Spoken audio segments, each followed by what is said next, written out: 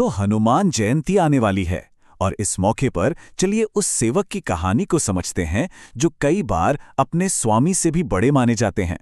आखिर हनुमान की कहानी में ऐसा क्या है जो आज भी लाखों करोड़ों लोगों को प्रेरणा देती है? अच्छा, एक बात पर कभी गौर किया है?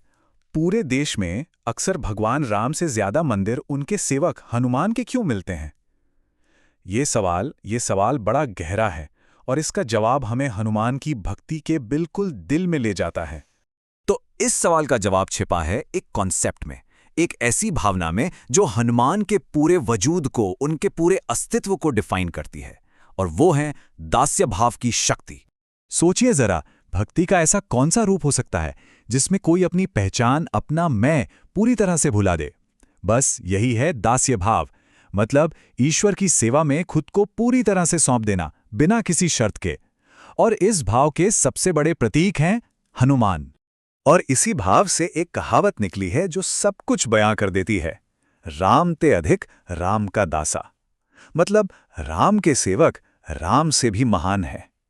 ये लाइन लोगों की हनुमान के प्रति जो गहरी श्रद्धा है ना, उसे दिखाती है कि कैसे कभी कभी भक्त भगवान से भी बड़ा हो जाता है। हनुमान की ये जो भक्ति है ना, वो सिर्फ कोई किताबी बात नहीं है। इसे बहुत ही खूबसूरती से तस्वीरों और कल्पना में भी दिखाया गया है, जो उनके असली दर्जे और सम्मान को बताती है।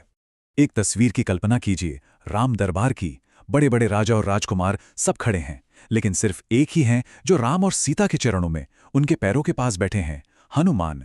ये कोई गुलामी नहीं है, नहीं, ये तो सबसे बड़ा सम्मान है। प्रेम का वो स्तर है जो दुनिया की किसी भी पदवी, किसी भी टाइटल से कहीं कहीं ज्यादा बड़ा है। उनका तो जीवन का एक ही मंत्र था, राम काज किन्हे बिनु मोहि कहाँ विश्राम। ये सिर्फ एक लाइन नहीं है, ये हनुमान का पूरा वजूद है। उनके लिए तो आराम का मतलब ही नहीं था जब तक राम का काम पूरा न हो जाए। सोचिए, ऐसा समर्पण। और ये जो समर्पण था ना, ये सिर्फ बातों का नहीं था। हनुमान की भक्ति उनके कामों में दिखती थी।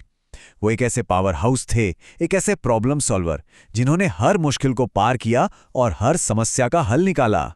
लंका वाला मिशन याद है? वो किसी वन मैन आर्मी ऑपरेशन से कम था क्या?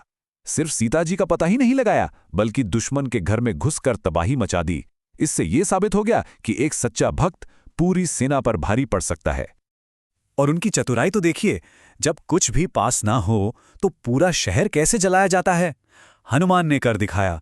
दुश्मन का ही तेल, दुश्मन के ही कपड़े और दुश्मन की ही आग उन्हीं के खिलाफ इस्तेमाल कर ली। ये दिखाता है कि असली रिसोर्सफुलनेस क्या होती है, जब आप किसी भी सिचुएशन को अपने हक में मोड़ लेते हैं।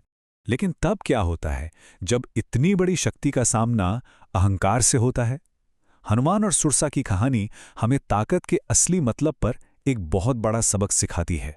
सुरसा अपना आकार बढ़ाती गई, अहंकार दिखाती रही, और हनुमान, उन्होंने अपनी ताकत नहीं दिखाई, वो और छोटे हो गए। अहंकार का जवाब अहंकार से नहीं दिया। ये कहानी एक बहुत पावरफुल मैसेज देती है।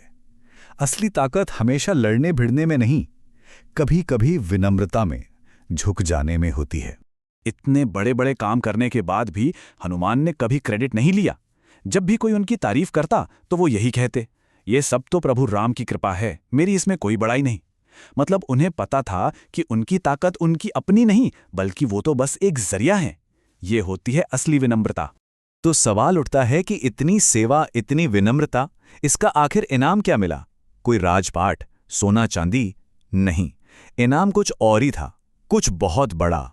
दुनिया के किसी भी दौलत से बढ़कर राम ने हनुमान को वो दिया जो सबसे कीमती था, अपना प्रेम। उन्होंने कहा, तुम मुझे मेरे भाई लक्ष्मण से भी दोगुने प्यारे हो। सोचिए, एक भक्त के लिए इससे बड़ा कॉम्प्लीमेंट, इससे बड़ी तारीफ क्या हो सकती है? और बदले में हनुमान ने क्या मांगा?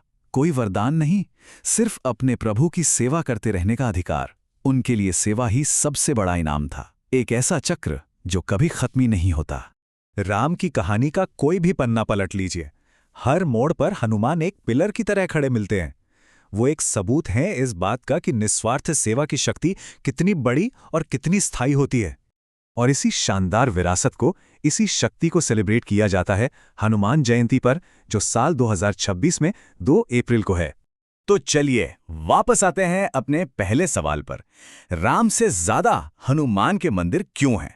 क्योंकि हनुमान उस निस्वार्थ सेवा और अटूट भक्ति की शक्ति को दिखाते हैं, एक ऐसी शक्ति जो हर किसी के लिए है, और इसीलिए तो वो संकट मोचन है जो हर किसी के संकट हर लेते हैं। तो जब हम हनुमान जयंती मनाते हैं तो ये प्राचीन कहानी हमारे सामने एक आज का सवाल खड़ा करती है। साल 2026 में निस्वार्थ सेवा का क्या मतलब है? हम सब हनुमान की उस भावना को कैसे अपना सकते हैं और अपनी दुनिया में एक पॉजिटिव बदलाव कैसे ला सकते हैं? सोचने वाली बात है।